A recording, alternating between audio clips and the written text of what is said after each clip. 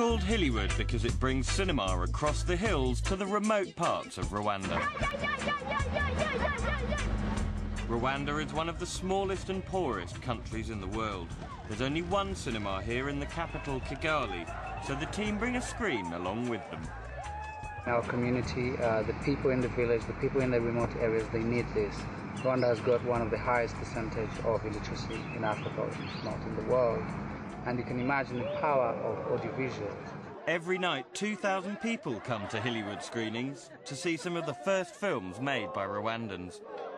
Hey Mr. DJ is one of the most popular. It's about an arrogant young man who finds out he's HIV positive. Our friends, our to see our friends, our cousins, our colleagues in these movies, in our language, Kinyarwanda, makes us very happy. We are happy. This is very exciting for me. This is the first time I've seen a movie in Kinyarwanda that is not about the genocide. Leaving the dusty plains in the east, the crew head up to the volcanoes in the north.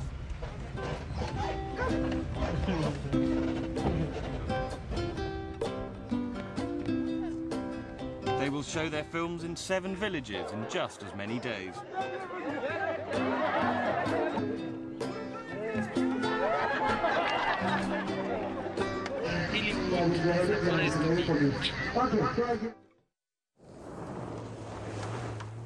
In Kibuye, they set up in the football stadium, a place with a tragic past.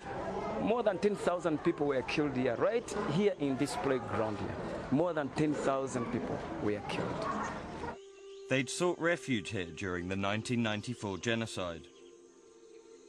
They're now buried in a mass grave behind the stadium wall. There has been a massacre at the stadium 20 kilometers from here.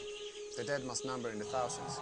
It was foreign films like Shooting Dogs and 100 Days, partly shot here in Kibuye, that reminded the world about the genocide. A genocide it had turned its back on in 1994. Kennedy Mazimhaka starred in many of those films. If we keep on acting, all these movies that come and we act, at least the world will know much more about Rwanda. The foreign films also inspired Rwanda's young generation, giving most of the Hillywood team their first taste of filmmaking. That's why Rwanda cinema was formed up. So we could have movies, we could express our feelings, show our culture, we could show our love. With films like A Love Letter to My Country, a story of forbidden love between two people on different sides of the conflict, a Hutu and a Tutsi. Fabrice! Yep. I am coming. Finish.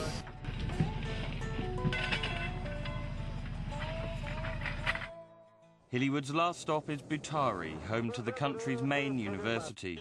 But there's no course in film here. In fact, there's no film school in the whole of East Africa. Some of the team have applied to film schools abroad, but not Christian. My dream is not to leave this country, as most people might think.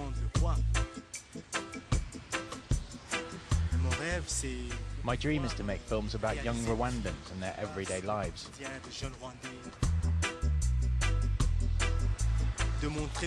And to show the Europeans and the Americans and the Asians that we can also make films and share stories. And I don't just mean about the genocide, but other stories as well. Comedies or love stories.